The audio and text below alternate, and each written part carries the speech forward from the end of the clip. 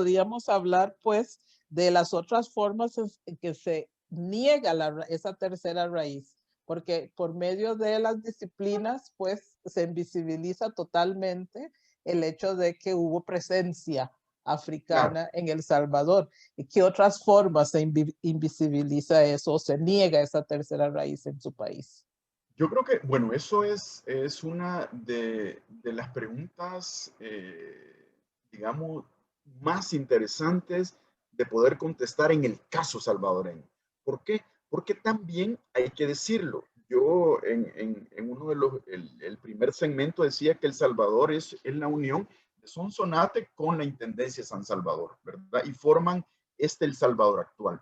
Pero este se forma en 1824 en la misma constitución, o sea, en la constitución federal, o sea, de las provincias unidas de Centroamérica, en 1824, en esa constitución, llega la abolición de la esclavitud en Centroamérica, mucho más temprano que en otra. Yo creo que lo que sí deberíamos de conmemorar, o sea, de verdad, algo importante es la abolición de la esclavitud en Centroamérica, porque es incluso mucho más temprana que en otros países del área de Latinoamérica y por supuesto en otros contextos como el de Brasil o como el de Cuba, que todavía estaba, como formaba parte de España, ¿verdad? Hasta muy tardío el siglo XIX. Entonces, yo creo que hacia 1824, pues ya existe una abolición de la esclavitud en la cual en la misma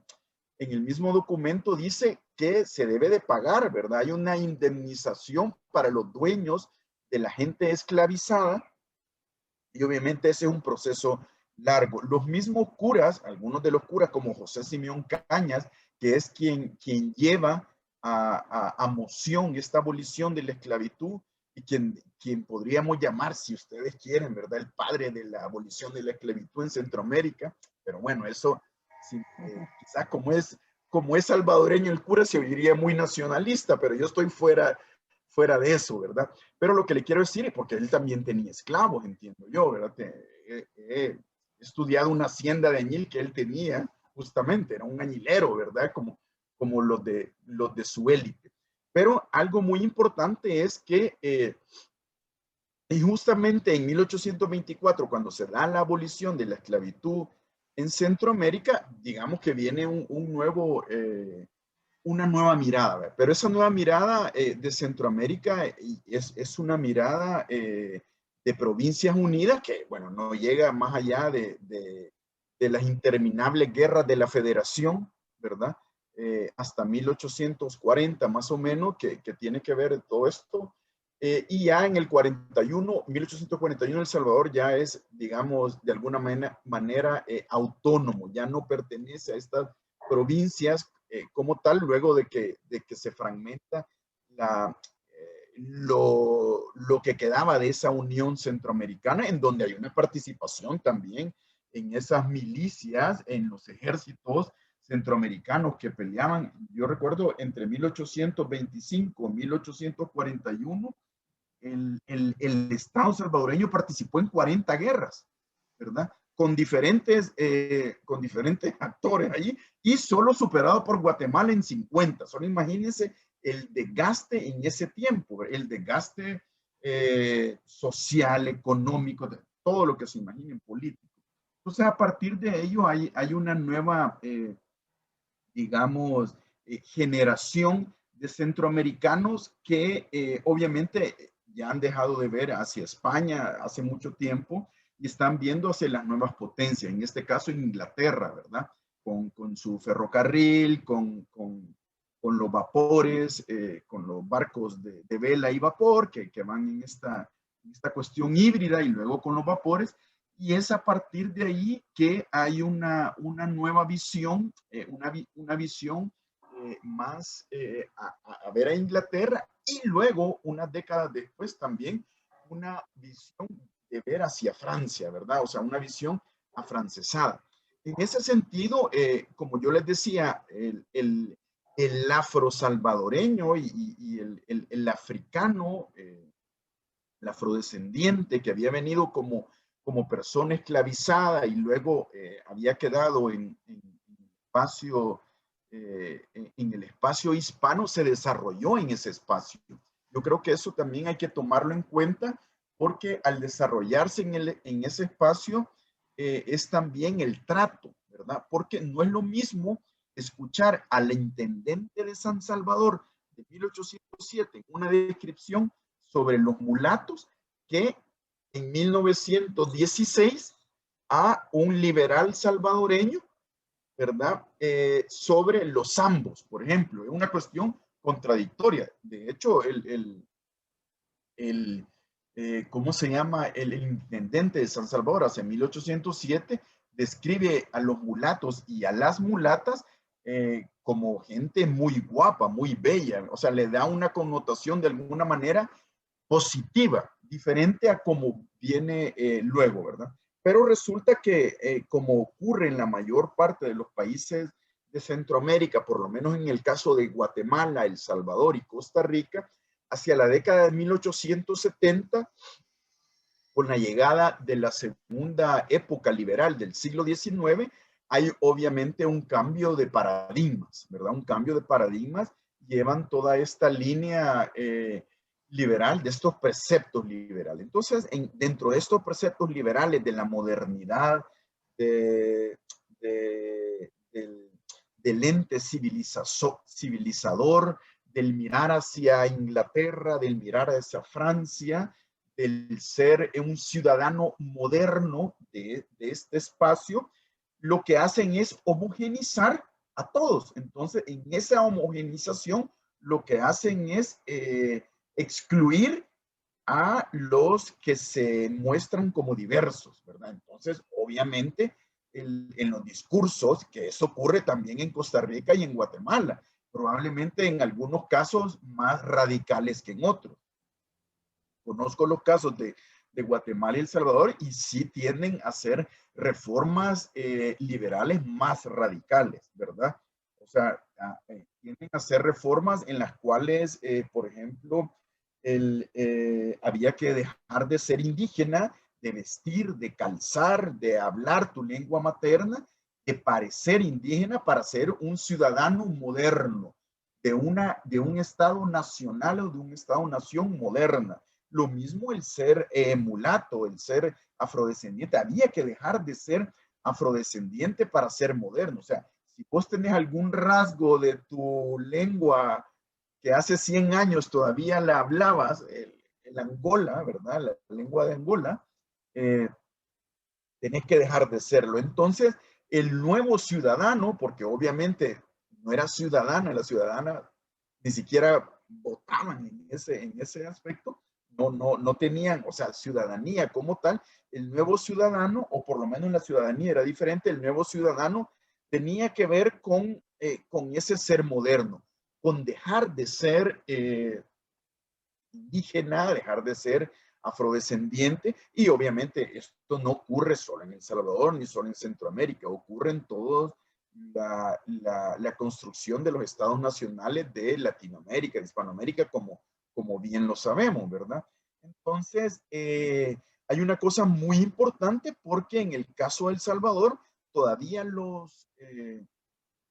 los conteos de población, por ejemplo, hay uno de 1854 que se habla de los zambos de unos lugares de El Salvador, que se habla que hay población de zambos en Zacatecoluca, si no mal recuerdo, y en otros lugares del centro de El Salvador, y también, obviamente, de indígenas, y es hasta un documento de 1916 que está publicado en el 17, cuando desde el Estado salvadoreño es, digamos, la última vez que un documento habla de que habían zambos en El Salvador. Ya en la década de 1920 en adelante hay una invisibilización, ¿verdad? Y esto tiene que ver también con estos liberales del siglo XX, de inicios del siglo XX, porque lo que retoman es, digamos, la línea del mestizaje que está construyéndose en México con José Vasconcelos, ¿verdad? Con esta línea del mestizaje de la raíz cósmica y todo esto que tiene que ver con esta raíz indígena y española, obviando a la africana y naciendo un híbrido, ¿verdad? Que es esta raíz o es este mestizaje del cual todos somos hijos, ¿verdad? Entonces, esas líneas obviamente pegan muchísimo en el imaginario, pega muchísimo en los intelectuales salvadoreños. De hecho, José Vasconcelos venía a dar sus conferencias en la Universidad del Salvador, venía a dar sus conferencias en el Ateneo del Salvador, y entonces los intelectuales orgánicos, los intelectuales de esa época, pues estaban en esa línea, ¿verdad? Y obviamente también ocurría eso en Centroamérica, en algunos casos con sus variantes, ¿verdad? Y porque iba a depender de las comunidades, por ejemplo, en el caso de Guatemala, obviamente no podías negar esa gran comunidad indígena, o en el caso de los demás países de Centroamérica con todos con su población indígena, pero también con su población afrodescendiente, ¿verdad? Y justamente con ello es interesante porque es a partir de finales del 19, inicios del 20, cuando vienen todas estas migraciones que hoy conocemos en la costa del Caribe centroamericano, ¿verdad? Que tienen esta relación. En el caso, yo creo que hay que diferenciar estas migraciones de la segunda, o no sé cuántas, pero estas migraciones que van a dar al Caribe centroamericano y las migraciones coloniales, ¿verdad? Que más que migraciones en realidad son pues gente esclavizada que viene a la fuerza, ¿verdad? Obviamente, a el Pacífico centroamericano, que tiene que ver con la cuestión colonial.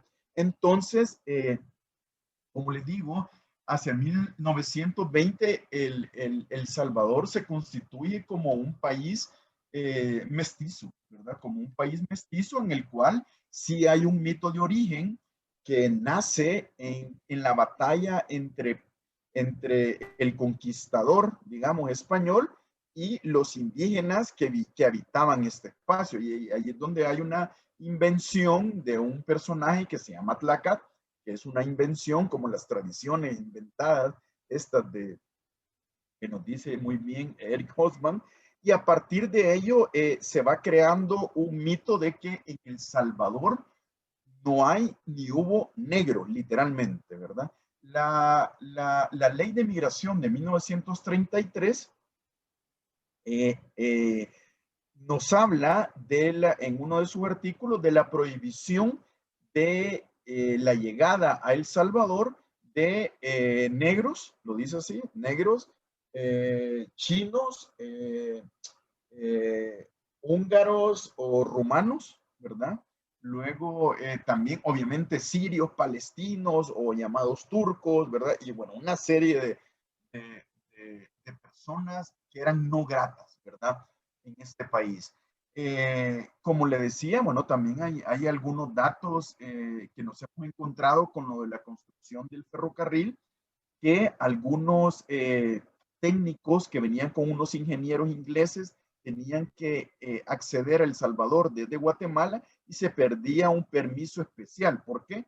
Porque eran gente de color, como se decía en esa época, ¿verdad?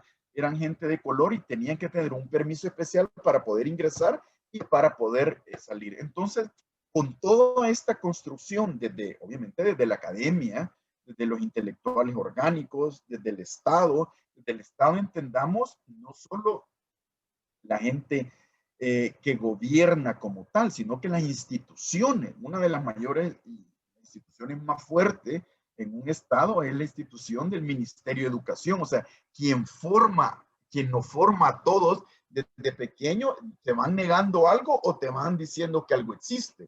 Entonces llegamos a un El Salvador donde te dicen y puedes preguntarle a la gran mayoría de salvadoreños, te dicen, bueno, que en El Salvador no hay negros, ¿verdad? Y te dicen que en El Salvador no hay negros literalmente porque Martínez, el presidente de este momento de 1933, los prohibió, ¿verdad? Pero ya en El Salvador ya había afrodescendientes, gente esclavizada, que había entrado como gente esclavizada, desde 400 años antes, ¿verdad?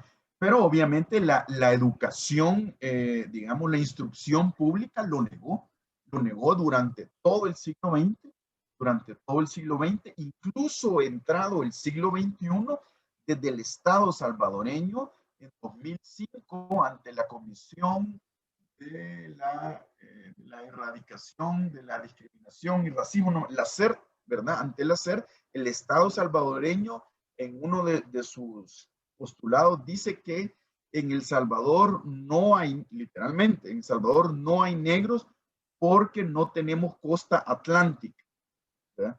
Imagínense eso, ¿verdad? Por no tener costa atlántica, entonces Perú, Ecuador no tuviera. O sea, eso no tiene nada que ver, ¿verdad? Pero eso es parte, eso lo dijo el Estado en 2005, ¿verdad?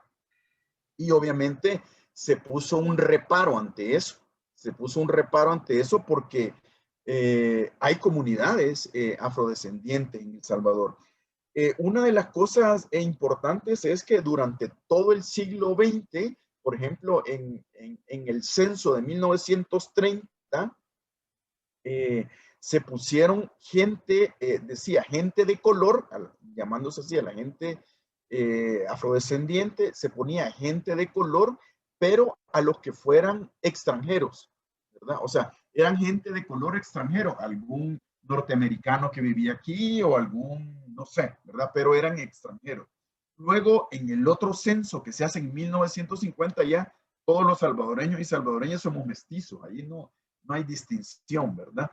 Y luego los censos que se hacen después solo se dan las categorías de hombre-mujer, no hay una categoría de diferenciación. En cuanto a lo que ocurre en 2005, pues obviamente hay una queja por parte de la sociedad civil, y es que lo que sucede que trae a colación nuevamente el tema ¿cómo se llama? De la raíz africana, de la huella africana en la sociedad salvadoreña, justamente es la academia. Los académicos, los historiadores vuelven, hay un artículo que creo que es muy importante, porque se publica en 1995 y es un artículo que se llama algo así como, de Pedro Escalante Arce, que se llama algo así como Raíces Hispánicas del Salvador. Y dentro de lo hispánico está lo afro, ¿verdad? ¿Por qué? Porque ahí lo pone. Entonces, dentro de las raíces hispánicas está lo afro. Luego de ello, ya en el siglo XXI hay una primera tesis de historia, ¿verdad? Eso también creo que juega un papel fundamental, que en El Salvador no hubo carrera de historia, de antropología, de arqueología, hasta finales del siglo XX, ¿verdad? Entonces todo eso también mermó un poco que existieran estudios, ¿verdad? O que existiera gente interesada en este tipo de investigación, ¿verdad? Entonces, es a partir de hecho, increíble, pero la primera tesis de historia hecha en El Salvador, o sea, obviamente hay historiadores que se graduaron fuera, pero la primera tesis de historia hecha en El Salvador habla sobre los mulatos de un lugar que se llama Nejapa en San Salvador. Entonces, es a la vez casi irónico, ¿verdad? Pero sumamente importante porque eso va a abrir un espacio. Va a abrir un espacio para que dentro de las ciencias sociales, desde la antropología, desde la arqueología, desde la historia, desde la sociología, desde otras ciencias o desde otras perspectivas de las ciencias sociales, se empiece a recabar la información de la huella, del legado afrodescendiente y dónde están esos afrodescendientes, ¿verdad? En 2007 se hace un censo en El Salvador donde sí se dividió por categorías, ¿verdad? Sin embargo, la pregunta era por más, me parece increíble, pero en pleno siglo XXI la pregunta del censo decía, yo recuerdo en 2007, decía, ¿es usted negro de raza? ¿Sí o no? ¿Verdad? Así decía la pregunta. La boleta censal decía eso. Aún así, de 5.6 millones de salvadoreños que se documentaron en ese censo, 7.441 dijeron que sí, ¿verdad? O sea, un porcentaje mínimo si lo vemos así, pero son 7.441 personas que se asumieron como tal, ¿verdad?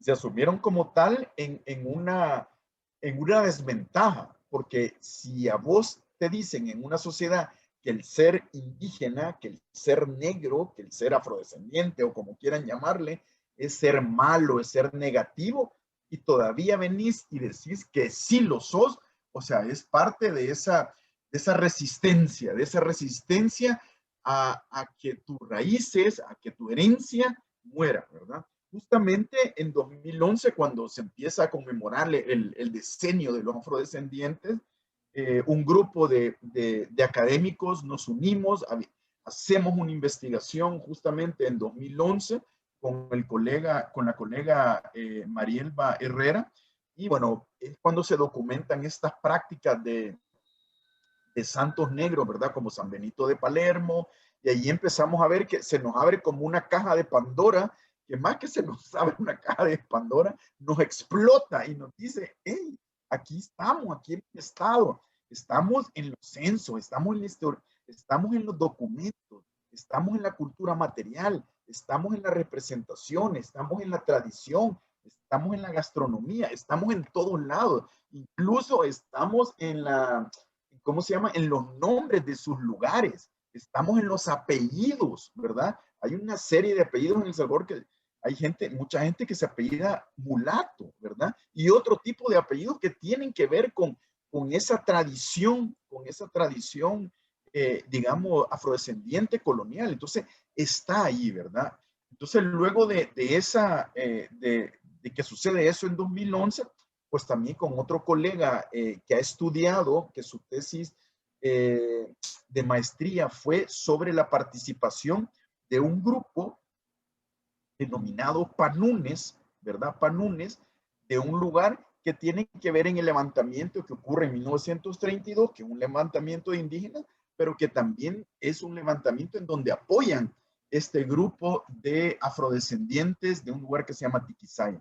Con él, pues, nos juntamos y junto con la colega Herrera, y bueno, elaboramos, digamos, si le podemos llamar, es que allí todo es primero, ¿verdad? La primera exposición itinerante. Y esa exposición itinerante, que no recuerdo si son como 20 roll-ups de estos, o sea, que se pueden movilizar y esto y lo otro, recorrió todo El Salvador, y la gente quedó como, wow, ¿verdad? Eso creo que fue un gran año porque también coincidía con el año del bicentenario del levantamiento que te comentaba en 2011, y creo que fue un gran año porque anduvimos, y luego de eso anduvimos por muchos espacios, tanto académicos como no académicos, hablando de la raíz afrodescendiente, de la tercera raíz salvadoreña, importante. Y todos los públicos se quedaban como, era como un silencio sepulcral cuando nosotros les decíamos, no, es que en El Salvador, aquí es donde están los africanos, aquí donde nos y toda la gente. ¿verdad? Y la gente también decía, ah, ahí sí, pero en mi pueblo no. Y luego mostrábamos que en todo El Salvador hubo presencia africana, ¿verdad? Y bueno, y allí te puedo contar una cantidad de anécdotas, por ejemplo, porque luego seguimos con el tema afro, como llamamos cariñosamente, ¿verdad? El tema afro, y fuimos a investigar un lugar, ya ahí sí los tres, Effenberger, Herrera y su servidor, fuimos a estudiar a un lugar que se llama San Alejo, como te comentaba, y en ese lugar sí había, o sea, la gente de ahí se autodenominaba los negritos. Hay un cantón que se llama el Lagartón, ¿verdad? De Lagarto, en donde ellos se autodenominaban y tienen digamos, su propia cultura, su cerámica, o sea, una cosa maravillosa, ¿verdad? Que nosotros nos dejó con... Y además también se estudió la oralidad a partir de la tradición, o sea, de la tradición de sus leyendas, de sus cuentos, y apareció muchísimo también el mulato arraigado a ¿cómo se llama? A esta tradición del arriero, ¿verdad? Del que anda a caballo y esto y lo otro, del arriero de las haciendas. Y también, bueno, era interesantísimo porque como sabes, y ya has entrevistado a Marielba, siempre le decían a ella, hey, usted se parece a una prima mía que es de por allá, que es de... Entonces, esa parte creo que es sumamente enriquecedora. Igual, mira, hay muchas historias, porque esta gente de San Alejo nos contaba historias como que esto es en el oriente salvadoreño, y cuando ellos venían, por ejemplo, a la capital, en la época de la guerra entre el 80 y el 92 en El Salvador, esta persona de repente lo capturaban, ¿verdad? Y lo capturaban, ¿por qué?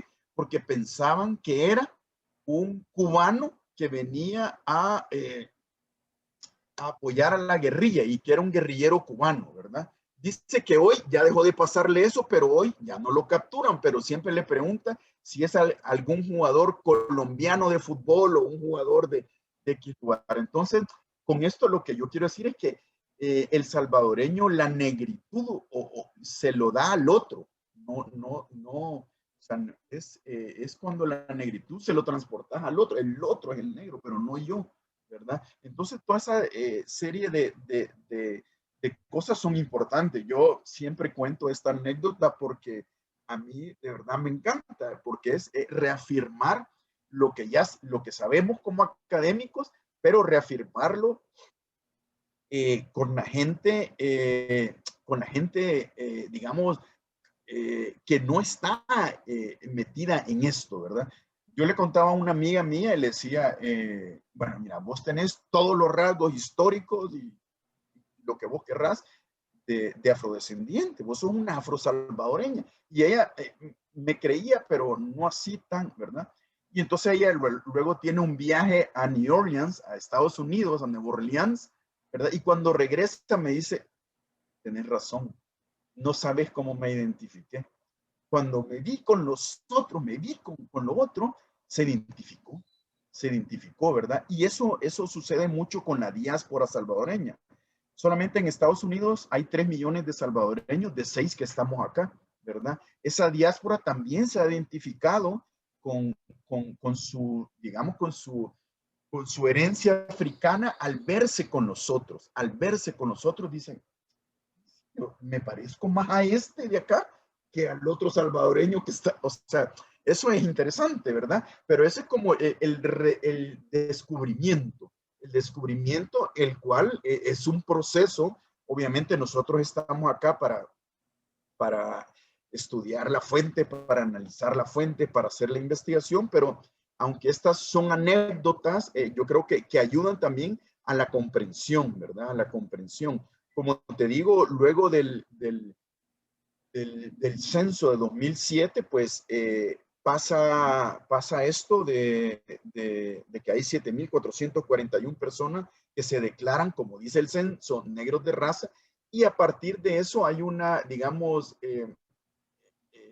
hay un boom, digamos, del tema afro, ¿verdad? De hecho, fuimos, con algunos de los colegas, fuimos, digamos, reprochados porque decían que ya aburríamos con el tema, ¿verdad? Como que si los temas estuvieran de moda, ¿verdad? O sea, este es un tema para toda la vida, porque hay que seguirlo estudiando, obviamente, pero decían que nosotros ya aburríamos con el tema porque, bueno, ya estuvo, ay, ¿y qué? No, es que hay que estudiarlo, hay que seguir, y cada vez, pues, estudiamos más sobre ello. Obviamente, algo muy importante es que hay colectivos, hay sociedad civil, hay, como te digo, colectivo, hay gente que se está apropiando de su herencia africana y están formando asociaciones o ONGs, bueno, qué sé yo, o sea, parte de estas agrupaciones de afrosalvadoreños, y hoy en día, pues, de alguna manera se ha querido instituir el Día del afrosalvadoreño, que es más o menos en agosto. Yo creo que esa parte es interesante, esa parte de la reivindicación de la población, ¿verdad? Pero ahora mismo sigue siendo una reivindicación de una población estudiada y urbana, ¿verdad? No son los que viven en las comunidades, como te decía, en San Alejo, por ejemplo, los que viven en este cantón en donde ellos no tienen que reivindicarlo porque ellos se sienten. Entonces, obviamente hay mucho por recorrer en El Salvador, en un El Salvador que hace 15 años se declaraba como que fuera un orgullo, ¿verdad? No haber tenido nunca población negra. Entonces, es como ir cuesta arriba, pero también de eso trata, de eso, para eso estamos los cientistas sociales, ¿verdad? Para ir dilucidando todas esas problemáticas de la sociedad. Y obviamente, yo creo que hoy más que nunca es de mucho interés, tanto interés que te digo en el Museo Nacional de Antropología de El Salvador, que tu servidor fue director por durante casi 7 años, nunca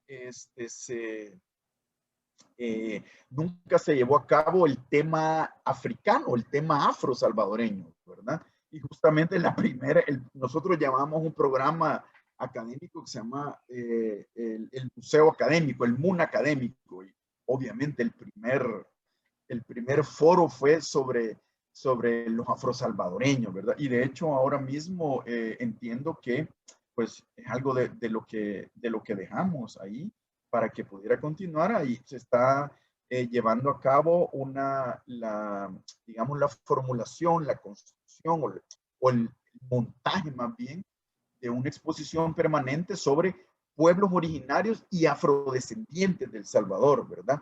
Y lo que pasa es que en El Salvador han habido una serie de cosas. Ahora que recuerdo, por ejemplo, bueno, aquí se conmemora en El Salvador, era muy importante, por lo menos cuando teníamos nuestra moneda nacional. Hoy no tenemos moneda nacional. En El Salvador circula oficialmente el dólar, antes teníamos el colón, y en el billete de colón de 5 colones estaba la abolición de la esclavitud, ¿verdad?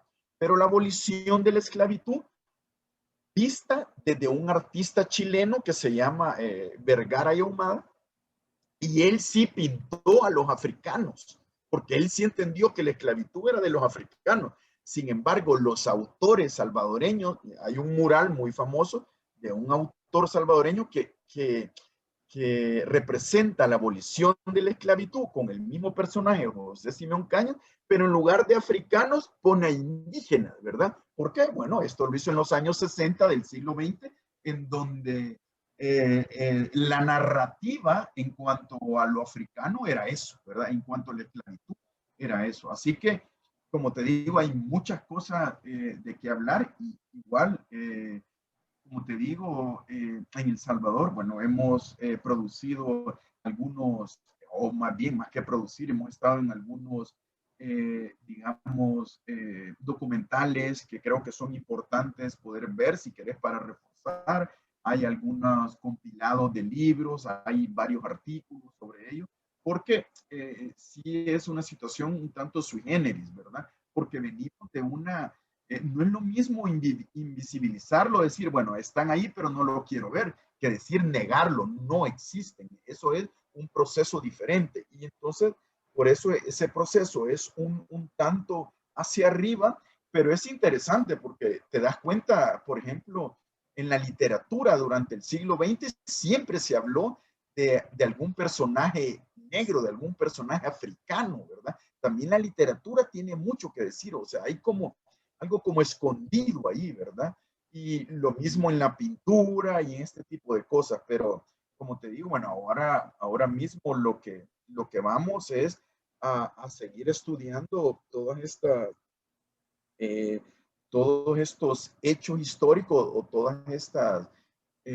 toda esta historia a partir de fuentes en donde aparecen los afrodescendientes, que son en la época colonial son muchísimos, ¿verdad? Y luego, obviamente, en la época ya de la República también, ¿verdad? Lo que pasa es que se ven representados, hay que buscarlos, hay que buscarlos, hay que buscarlos porque eh, eh, queriendo nos los han escondido, ¿verdad? Entonces hay que buscarlo. Y yo ahora, justamente ahora, en pleno siglo XXI, en 2021, sí hay un reconocimiento, digamos, de algún general, ¿verdad? De que en El Salvador, bueno, sí hubo presencia africana, esto y lo otro, pero el Estado como tal, así como lo hizo con las poblaciones indígenas, en el artículo 63 de la Constitución de la República de El Salvador, ellos sí reconocen que hay población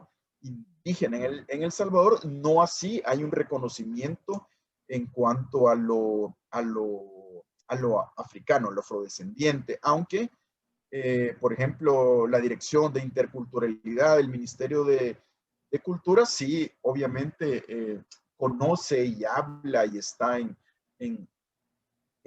haciendo, digamos, algunas actividades, algunas labores que tienen que ver con los pueblos afrosalvadoreños, ¿verdad? Pero te digo esto, es que vamos, solo se ha dado un paso, ¿verdad? Estamos para querer dar el otro también y así justamente. Muy bien, colega, muy interesante. La cuestión es dar el paso. Se duró muchísimo después de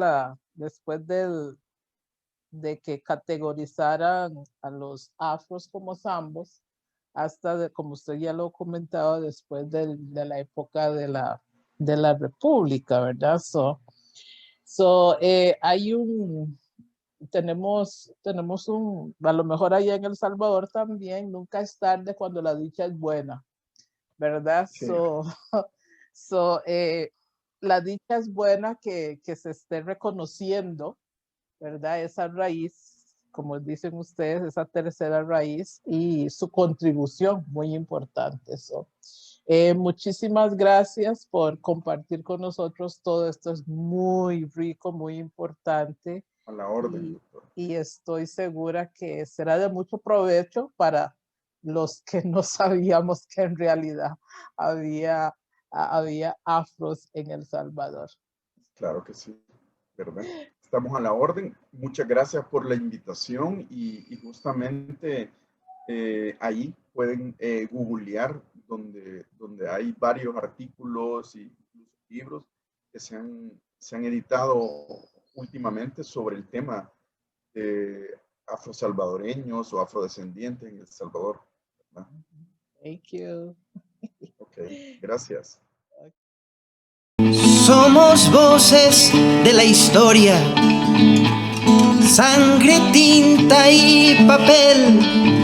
Somos voces de la historia, mis ancestros, su saber, mis ancestros, su saber, mis ancestros, su saber.